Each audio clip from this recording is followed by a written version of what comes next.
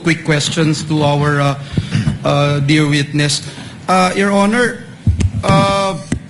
malaking bahagi po, Director Matibag, nung sa talakayan dito sa korte at ng buong sambayanan, whether or not natukoy na ba yung sinasabing alleged tinutukoy ng pangalawang Pangulo doon po sa kanyang video. At binanggit niyo po na may inaasahan po kayong development sa loob ng 3 hanggang 6 na buwan. Maaari po ba niyong paliwanag, Director, sa pangkalahatan lamang po kung ano po yung layunin ng mga natitira pang bahagi sa investigasyon po ninyo? Just to clarify lang po, no? Kasi when you testified that the individual's identity will become clearer, does it mean, sir, that the Bureau is now focused on confirming or verifying the identity of a particular individual referred to by the respondent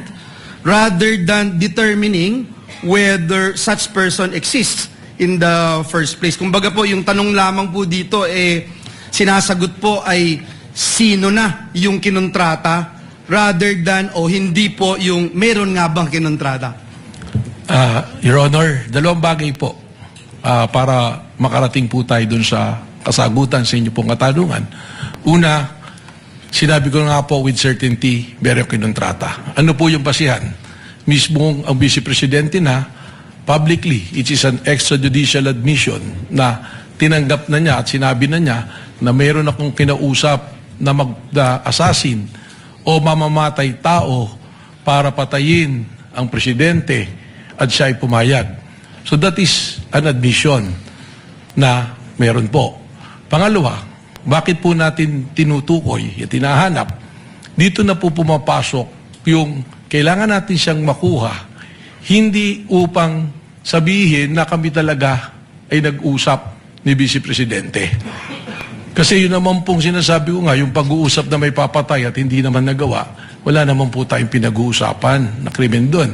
Pero ano po ba ang tinutugunan namin sa paghahanap namin sa tao na yon, sa individual na yon? Yun na po yung sinasabi namin that we have to address the issue of national security, the safety of the President, which is a primary mandate of the National Bureau of Investigation. So pagkatambanta po Pangulo, kapag ito ay seryoso tulad po nitong banta na ito, ito po ay magdadaos ng ligalig, kaguluhan, at disrespect po sa ating law and order. And that is the very purpose of the existence of the National Bureau of Investigation. Yung binanggit nyo na may mga persons of interest, so yun nga po, no? Tinutumbok na po nito na nandun na po kayo dun sa sino ang kinontrata rather than meron nga bang kinontrata. Tama po, Your Honor. Thank you, Director Matibag. Nabanggit niyo po kahapon din yung parte ng network ng respondent na tinatawag na Davao Death Squad. Batay po ito dun sa ebidensyang nakalap po ninyo, sabi niyo sa NBI, at meron po kayong nakikitang impormasyon na nagsasabi ang... gusto kong malaman kung meron po kayong nakikitang impormasyon na nagsasabi na aktibo pa rin po ba ito noong 2024 kaya naging part ito ng inyong assessment sa kapasidad ng respondent? Sa amin po investigasyon lumalabas na meron pa pong mga existing at katunayan, without naming names, ganito po, ilagay na natin sa konteksto na nagsimula po kami sa maraming pangalan and we narrowed it down. Siguro ito na inaantay ng marami rin na finally ma-identify natin. We are narrowing it down already to less than 20 individuals at may mga pangalan na po kami nito. Sa katunayan po, yung iba po rito, kausap na po namin yung kanilang mga pamilya o kakilala. So, ganun po yung proseso. That's why sinabi ko, baka in 3 to 6 months, we can finally identify kung sino yung personalidad na yun po. Let me wind up, Mr. Presiding Officer. No, in relation again to the Davao Death Squad that we were talking about, aktibo pa po ba sila noong 204? Aktibo pa rin po ba sila sa kasalukuyan sa inyong nagpapatuloy na investigasyon? Tinatanong po natin ito, Ginoong Pangulo, para malaman natin kung yung ginamit po ng National Bureau of Investigation ay base lamang dun sa historical background na binabanggit po kahapon o meron po na nakalap na mga bago ang NBI na hiwalay na impormasyon tungkol po dito?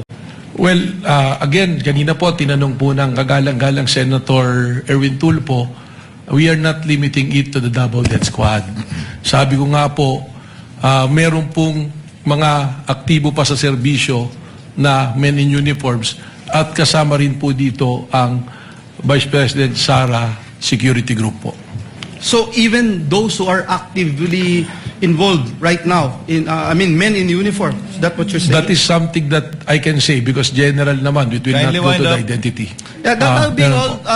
Mr. Presiding Officer. Thank you, Director Salamat Matibag. po. Salamat po. Thank you, Senator Judge Villanueva. Senator Judge Aquino is recognized. You may proceed, sir, when you're ready. You have 2 minutes. Maraming salamat, Mr. Presiding Officer. Isang tanong lang po kay Director Matibag. Doon po sa AO11, nakalagay po doon yung mga miyembro ng task force, no? At yung isang miyembro po doon ay mula sa Transnational Crime Division.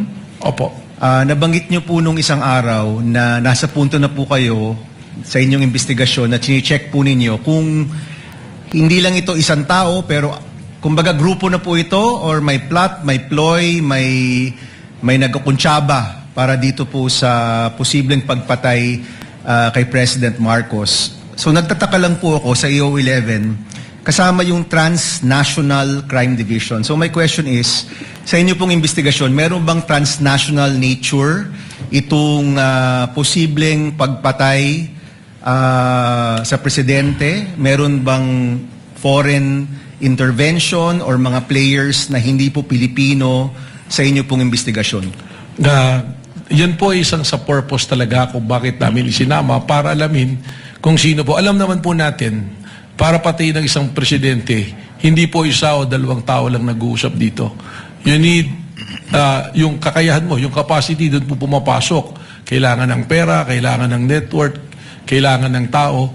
So tinitingnan po natin ito lahat. Ngayon yung binabanggit po ninyo, kasama po sa ating tinitingnan yan. Pero ang isa pong mayoryang rason yan, yung pong mga pagbabiyahe ng ating Pangulo, we have to also monitor it because the possibility of endangering the life of the President during his time that is outside of the country, nandoon din po yan dahil sa threat. So kaklaruhin ko lang ha. So yung pagkakaroon ng Transnational Crime Division dahil yan sa mga biyahe ng presidente, hindi dahil merong possible foreign intervention dito sa iniimbestigahan yung pagpaplano.